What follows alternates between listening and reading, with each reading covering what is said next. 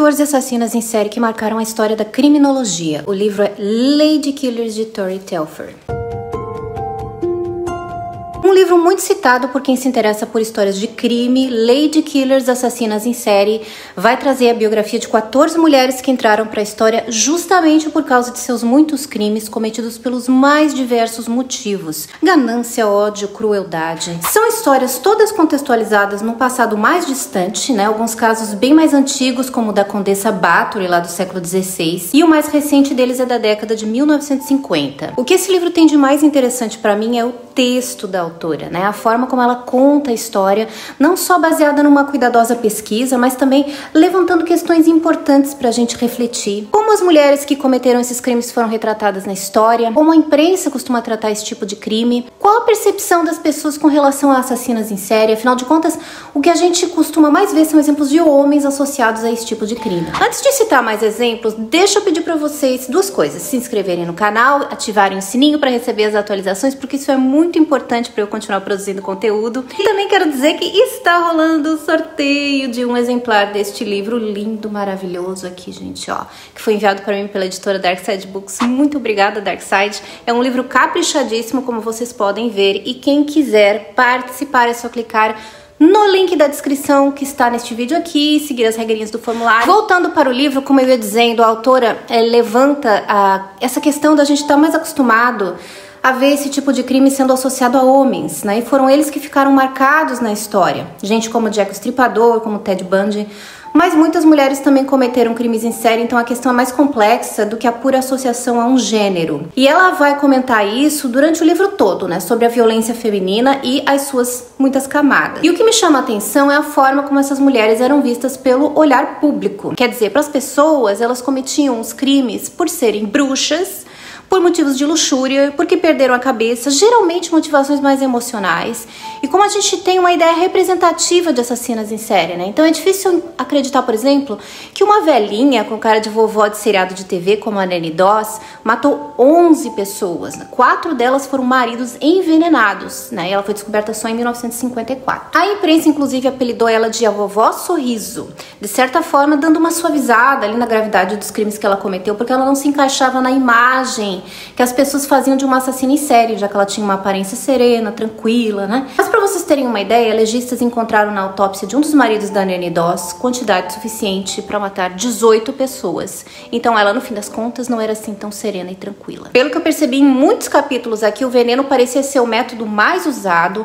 Elas iam colocando pequenas quantidades, né, de doses de veneno na comida das pessoas. As pessoas iam adoecendo e eventualmente elas acabavam morrendo. Apenas se houvesse um motivo muito forte, a polícia era chamada para solicitar uma autópsia, porque antigamente era mais difícil detectar veneno no corpo. E também a taxa de mortalidade da população era mais alta, né? No século XIX, início do século XX, a taxa de mortalidade entre as crianças, por exemplo, era mais alta porque havia mais doenças, não havia tantas vacinas ou meios de combater as doenças e as pessoas passavam mais fome.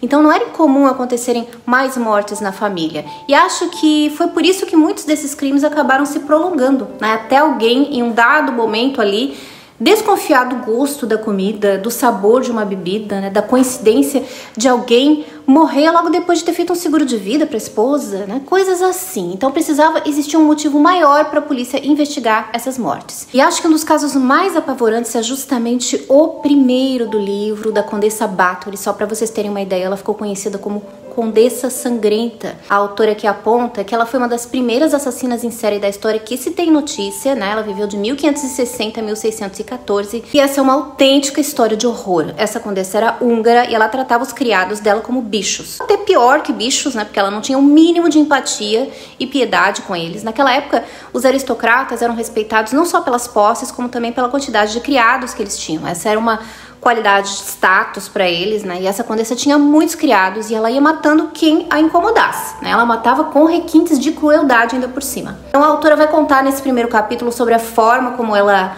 prendia, torturava e matava seus criados, e como a justiça da época lá tratava de maneira diferente os criminosos ricos e os criminosos pobres, né? Coisa que não mudou muito até hoje. Se você pertencesse à aristocracia, era muito difícil que você fosse condenado por algum crime, porém, se você fosse pobre, o destino era certamente a morte. Quer dizer, os poderosos e influentes se protegiam ali, né, donos de propriedades e de criados, e faziam de tudo para não abrir precedentes que viessem a prejudicar a própria aristocracia. Mas no caso dessa condessa, ficou bem difícil jogar para debaixo do tapete a sujeira, porque ela matou muita gente, dezenas de pessoas, alguns dizem que foram centenas, inclusive. Meninas, principalmente, que iam trabalhar no castelo dela e simplesmente sumiam.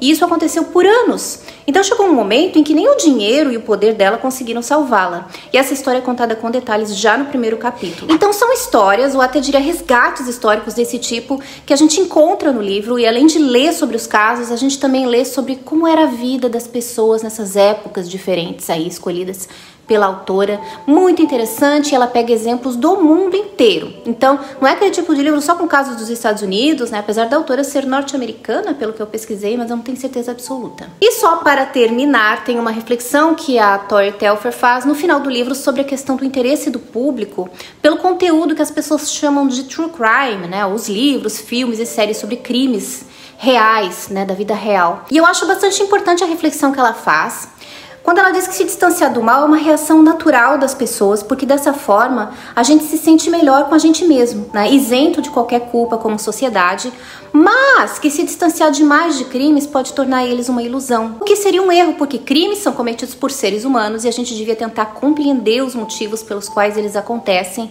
Então acho que é importante esse tipo de informação nesse sentido, né? De tentar sempre compreender melhor a natureza humana, que, como diria Miss Marple, é a mesma em qualquer lugar. Enfim, livro super recomendado para quem gosta de ler sobre histórias de crime. A gente lê muito rápido, principalmente por causa do texto, que tá muito bem escrito. E uma coisa que eu fui fazendo foi, enquanto eu lia, eu ia consultando as imagens no Google, porque tem muitas imagens dos casos que a autora cita.